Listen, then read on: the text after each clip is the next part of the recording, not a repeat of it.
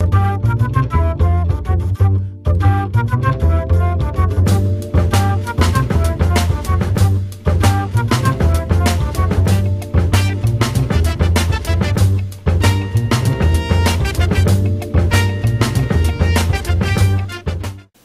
guys, it's John from Album Review TV, your home for music news and reviews, and today I am reviewing the Midsummer Station by Owl City as promised. It was preceded by the EP Shooting Star back in May, kind of gave people a sample of what to expect on the Midsummer Station, the full album, later in the year.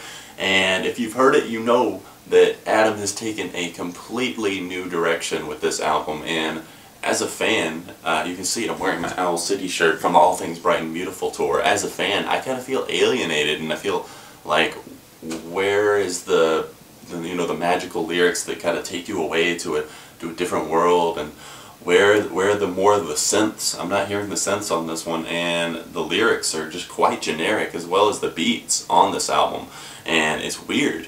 And not to mention the beats, and to begin with, just the throbbing beats in an Owl City song, it doesn't fit to me. It doesn't make sense. This is the first time he's ever worked with outside writers or producers, and it really shows in a bad way. And some growing pains are definitely shown here. Now, Adam said that he wanted to not make the same album twice, which he's never done, but he said he wanted to be more creative. When in reality, this is his least creative album yet. I mean, what's creative about hiring an outside writer, or not hiring the record label making you have outside writers and producers because the last album didn't sell as well as you wanted it to? You know, fuck you record labels, seriously, because Adam Young, that's not what he's supposed to be about. I feel like, at least, Owl City has got many aliases. Adam Young does, at least. Owl City is one of them. Swimming with Dolphins used to be one, Port Blue, Sky Sailing, all those are aliases of Adam Young. I feel like if you're going to do something like this album, The Midsummer Station, put it under a new name, because this is not Owl City, for the most part. Now, keep in mind when I'm saying all this, I'm excluding the track Silhouette. Now, we'll talk about that later, but I'm excluding that one track right there. Now, some of these songs, like I was saying, are just so incredibly cheesy and unoriginal at times. The programmed drums in the song Gold are just really cheesy and just make me kind of cringe when they come in right before the chorus. It just sounds like, what is this, a bad hip-hop song? No. And the chorus, especially on the song I'm Coming After You, where he's singing about I'm not even going to go into it. It's where he's going, woo, it's just painful and awful, and I just started skipping that track altogether. Speed of Love is bad too. The lyrics on that one are really bad, and I don't feel like Adam had too much input on the lyrics on either of those tracks, because they're just straight up cheesy. Now, the album, Adam says, is supposed to be influenced mostly by EDM. If you don't know what that is, that's Euro dance music. And I can hear this on a few of the songs, like Dreams and Disasters and Metropolis. I can hear it on those songs, but most of the album, no, it sounds like bad top 40 stuff and recycled beats that are being used again on Adam's album. Now, the bonus track, Bombshell Blonde, before, the lyrics on that one, really, Adam is just, he's talking about her love is a drug laced with ecstasy. Since when does Adam, a pretty upstanding and speaks up for his faith, a Christian, talk about drugs and make drug references in his songs? No. And there's the weirdest dubstep breakdown in the middle of that song that just does not fit at all. And really, I like dubstep if you're a dubstep artist, but I'm so sick of people going dubstep. Okay, Muse, I can see, because they're doing something different on their new album, they're actually making it with instruments, but just going dubstep and adding in beats and stuff, it's such a sellout these days. Now, I know I'm coming off terribly critical of this album, but believe it or not, I don't totally hate it. Now, that being said, everything I've said about it not being Owl City-ish, there still has its moments. While it doesn't sound like Owl City, really, there's still good songs on the album, and I would like them, really, a lot more, I guess, if they were done by a different artist or something. To me, this album lacks direction.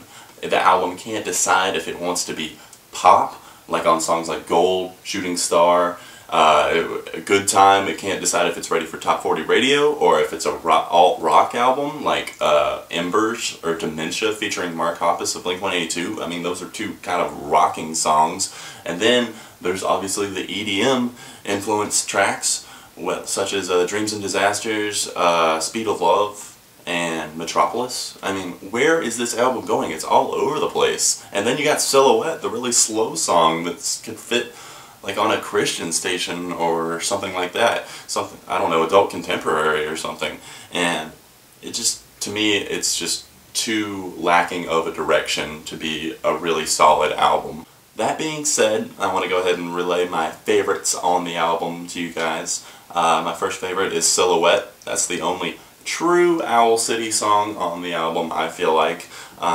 Piano driven, no banging beats in the background, honest, very honest lyrics. I feel like this is the most honest he gets on the entire album, as he sings about the pain he's feeling at the time, and it's just a beautifully done song, and my favorite overall on the album. Second favorite, Dementia featuring Mark Hoppus of Blink-182. It's a more rockin' track. It's still got some really cool lyrics on it, and it's more guitar driven, and it's actually got someone playing the drums, I feel like, on it, instead of just a programmed drum machine. Third favorite would be Metropolis. I really like that song. It's the next to last song on the standard edition of the album. I can see the EDM influence on this track, and it's got some cool lyrics, and it's actually got a pretty catchy and original beat going in the background. And Adam's voice is quieter on this one. I feel like Adam's at his best when his voice is more soothing than it is commanding, I guess you could say. And the track really works really well. Next favorite on the album, Dreams and Disaster. Again, I can see the EDM influence on here. This is the first track on the album, and it definitely starts off sounding like an Owl City track until really the beat comes in. I guess I can forgive the banging beat on the background, even though it's annoying. It still sounds pretty Owl City-ish for the most part.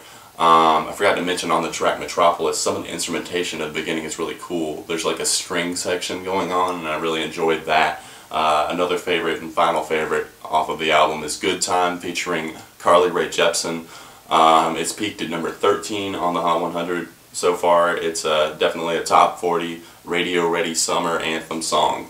And I don't mind that when being on the radio. It kind of gets Owl City's name out there. I just wish the whole album hadn't been so poppy. It's a good tune. Like I said, it's a good song, and it's catchy, it's got good lyrics, and it's not like most top 40 songs out there. I feel like it's still got its own sense of originality to it, and it's not about, you know, sex and clubs like most tracks these days are. One song I'm still kind of split on is the song Take It All Away. It's the last track on the standard edition. It was included on the EP back in May, and I've been kind of listening to it since then, and I just can't really decide. It starts off kind of slow, and I feel like I've heard it before, but at the same time, it's still got a catchy chorus, and overall, it's got a pretty good feel to it, so I guess I'm kind of split on that track. But overall on the album, like I said, I feel like it lacks a true sense of direction that knows where it's going in of itself. It's not confident as his past releases, I feel like, and I really hope that Adam will not stick with this sound. I feel like if this album doesn't perform well, that he's going to get dropped by his record label, and maybe he can go back to releasing stuff on his own independently or through a smaller record label where he has, you know, full creative control and that sort of thing. And I would love to hear more stuff like All Things Bright and Beautiful, Maybe I'm Dreaming, Of June, Ocean Eyes. All those are amazing albums and EPs. So I just want to know what you guys thought. My personal opinion, I'm going to give it a 3 out of 5. I was debating between a 2.5 and a 3, but really the more I listen to it, I'm going to give it a 3 out of 5 because, you know, you can tell that he really tried on some of these songs, even though, you know, some of them didn't really work out. Shooting Star was originally his idea, the song, and it was a demo that was scrapped, and then they brought it to these producers and they put this big beat on and stuff. So Adam had some good ideas, you can tell.